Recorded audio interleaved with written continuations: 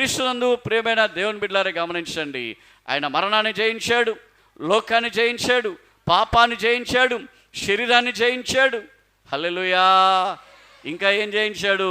ప్రకృతిని జయించాడు, రోగాలు జయించాడు, సమస్తము జయించాడు.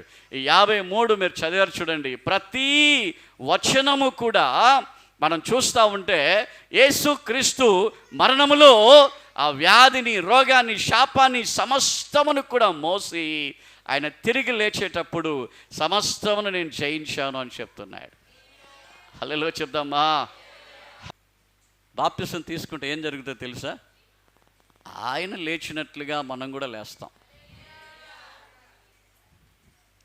ఆయన లేచినట్టుగా మనం కూడా లేస్తాం. బాప్తిసం తీసుకోకపోతే ఆ సమాధి మూయబడ్డట్టుగానే ఉంటుంది. మీకు ఎంతమందికి నమ్మకం ఉంది యేసుక్రీస్తు యొక్క రాకడలో నేను మరలా తిరిగి లేస్తానని? లేస్తారా? లేస్తారా? లేస్తారా? హల్లెలూయా. ఇప్పుడు చెప్పండి, ఎంతమంది లేస్తారో? దేవునికి స్తోత్రం కలుగును గాక. చదవండి, మొదటి దెస్సలోనికీయులకు రాసిన పత్రిక 4వ అధ్యాయం 14-15 చదవండి. యేసుక్రీస్తు మృతి పొందాడు, ఆయన లేచాడని మీరు నమ్మితే ఒకరోజు మీరు మృతి పొందుతారు, సమాధి చేయబడతారు. కానీ యేసుక్రీస్తు యొక్క రాకడలో మీరు లేపబడతారు. అదే విధముగా యేసుక్రీస్తు రాకడలో బూరధ్వని ఊదబడుతూ ఉండగా, ఆకాశములో బూరధ్వని ఊదబడుతుండగా ఏమవుతుందంట? సమాధులు తెరవబడతాయి. సమాధులు ఏమవుతాయి? సమాధులు తెరవబడి ఏంటంటే సమాధుల్లో నుండి లేస్తారంట మనుషులు. హల్లెలూయా, హల్లెలూయా. ఇద్దరు కారులో వెళ్తున్నారు అనుకుందాం. ఇద్దరు కారులో వెళ్తున్నారు. డ్రైవర్ కానీ రక్షణ పొందుకున్నవాడు, బాప్తిసం పొందుకున్నవాడు అయితే ఏమవుతుంది? డ్రైవర్ ఎత్తబడతాడు. డ్రైవర్ ఏమవుతుంది?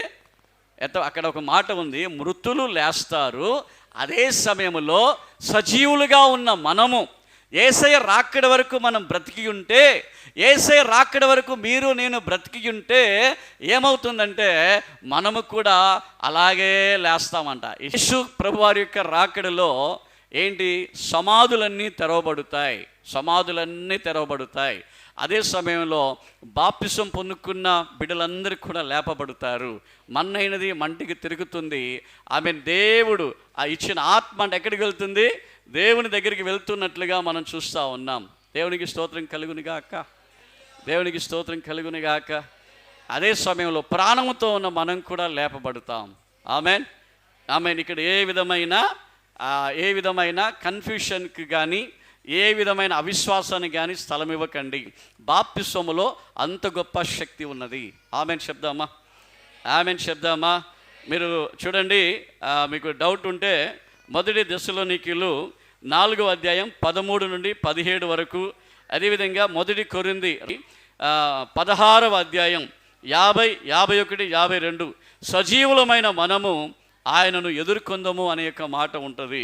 ఆమెన్. కాబట్టి మరణించిన వారు తిరిగి లేస్తారు, ప్రాణంతో ఉన్న వాళ్ళు కూడా దేవుని ఎదుర్కొని ఆకాశములో ఉంటారు. దేవునికి స్తోత్రం కలుగును గాక.